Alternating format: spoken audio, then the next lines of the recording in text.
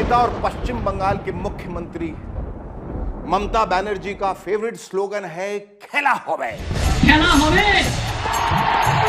खेला होवे। लेकिन दीदी सिर्फ खेला होवे का स्लोगन ही नहीं उछालती, वो खेला करती भी। बीजेपी के खिलाफ मोर्चा खोलते खोलते दीदी अब विपक्ष को ही खोलने में यानी कांग्रेस को ही झटका देने में लग गई हैं। दे झटके पे झटका, दे झटके पे झटका, झटका झटका झटका झटका, और वो भी धीरे से नहीं, पूरे जोर से। सबसे पहले तो ममता दीदी ने गोवा में खेला किया और राज्य के पूर्व मुख्यमंत्री और कांग्रेस नेता लुई जिन्हो फलेरिया को अपनी पार्टी में शामिल करा लिया। उसके बाद तो यह समझिए कि झड़ी लग गई। असम कांग्रेस की सुष्मिता देव और बिहार कांग्रेस के कीर्ति आजाद वगैरह वगैरह के बाद हाल ही में मेघालय के 12 कांग्रेसी 12 विधायकों को भी टीएमसी में शामिल करा लिया। लेकिन दीदी यहीं नहीं रुकी, तो फिर दीदी हरियाणा पहुंच गई और हरियाणा कांग्रेस के पूर्व अध्यक्ष अशोक तंवर भी जय ममता दीदी करने लगे। मेजॉरिटी का यह मानना था कि आप ममता जी का साथ दीजिए और आने वाले समय में वही अपोजिशन का एक बड़ा चेहरा होंगे जो आने वाले समय में 2024 में इस देश की प्रधानमंत्री होंगी। इसके बाद तो कांग्रेस को मिर्ची लगनी ही थी भाई साहब। सोनिया गांधी और राहुल गांधी तो खैर कुछ नहीं बोले भैया, लेकिन कांग्रेस के एक दूसरे बड़े नेता अधीर रंजन चौधरी से नहीं रहा गया। भाई नाम ही अधीर है, तो नहीं रहा गया और उन्होंने ममता दीदी पर कई आरोप जड़ डाले। आरोप पे आरोप, आरोप पे आरोप, आरोप पे आरोप। ये सुनिए, उन्हीं एमएलए जो कांग्रेस छोड़ के टीएमसी में शामिल हो चुके हैं, उन्हीं एमएलए को कहिए कांग्रेस की जो सिंबल छोड़ के टीएमसी की सिंबल पकड़ के चुनाव लड़के टीएमसी में शामिल हो, मैं मान जाऊंगा। दीदी ने कांग्रेस के जले पर सबसे ज्यादा नमक तब छिड़का जब वो पिछले हफ्ते दिल्ली आई। वहां जब उनसे पूछा गया कि वो सोनिया गांधी से क्यों नहीं मिली, तो दीदी का गुस्सा 7वें आसमान पे पहुंच गया, इन द 7th स्काई। पिछली बार आप आई थी तो आपकी मुलाकात सोनिया गांधी राहुल गांधी जी से हुई थी। मैंने तो बोल दिया ना, why you are asking me only one question? इस बार मुलाकात नहीं होगी कि हर टाइम मुलाकात होने का कोई बात है क्या? ये कोई मैंडेटरी है? ये कोई कॉन्स्टिट्यूशनल प्रोविजन है? इसी वजह से बंदरू आज देश की हर गली, हर चौक गली कूचे में एक ही सवाल पूछा जा रहा है कि दीदी के मंसूबे क्या हैं? क्या वो 2024 की तैयारियां कर रही हैं? क्या वो खुद को प्रधानमंत्री की दौड़ में शामिल कर चुकी हैं? दीदी का अगला खेला है क्या? इसके बारे में तरह तरह के कयास लगाए जा रहे हैं। यानी दीदी के मन में बहुत कुछ चल रहा है।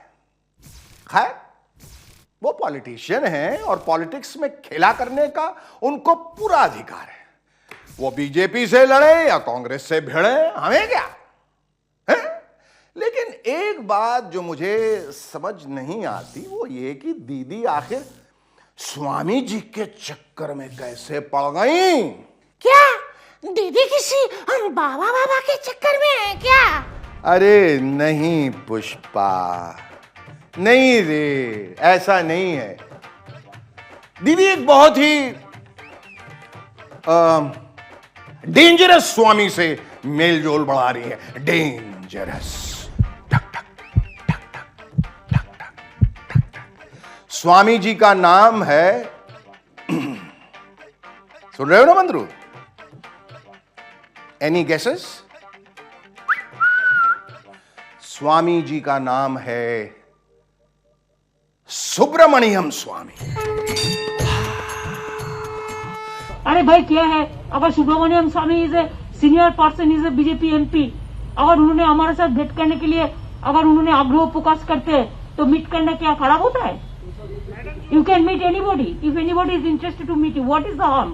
दीदी आप किससे मिलती हैं, क्यों मिलती हैं, कब मिलती हैं, कहां मिलती हैं, कितना मिलती हैं, किस तरह से मिलती हैं, इस पर कोई टीका टिप्पणी नहीं। लेकिन फिर भी आपको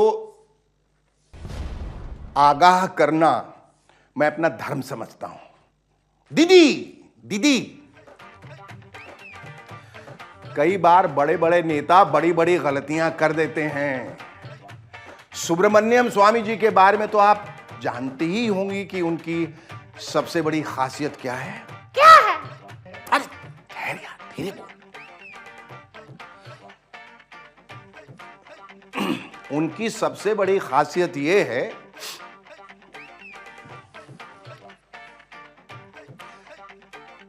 कि जिस भी पार्टी में रहते हैं उसी की मिट्टी पलीत करने में लग जाते हैं।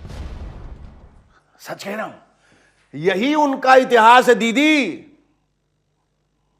कभी अटल बिहारी वाजपेयी जी ने जनसंघ के दिनों में उन्हें राज्यसभा में भेजा था।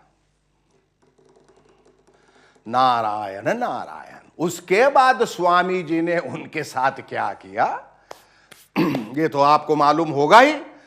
कई पार्टियों में लंच और डिनर करने के बाद आजकल वो बीजेपी में पिज्जा खा रहे हैं और साथ ही उस पिज्जा में मीन मेक भी निकाल रहे हैं।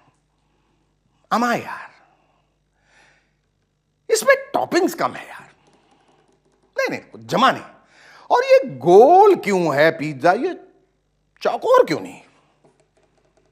इसमें नमक बहुत ज्यादा है, तो ऑलिव्स बहुत ज्यादा भर दिया है इसमें है।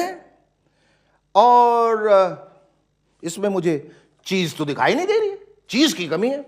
ये सब कर रहे हैं और बाद में जब वो किसी और पार्टी में चले जाएंगे तो वहां भी यही सब करेंगे। इसीलिए उनसे जरा बच के रहिएगा दीदी। दीदी हम आपके शुभचिंतक हैं इसलिए बोल रहे हैं।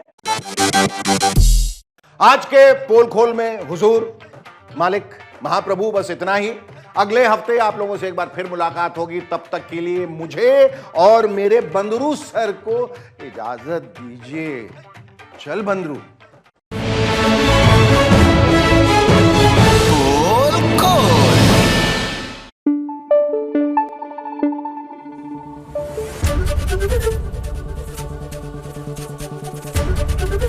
एबीपी न्यूज आपको रखे आगे।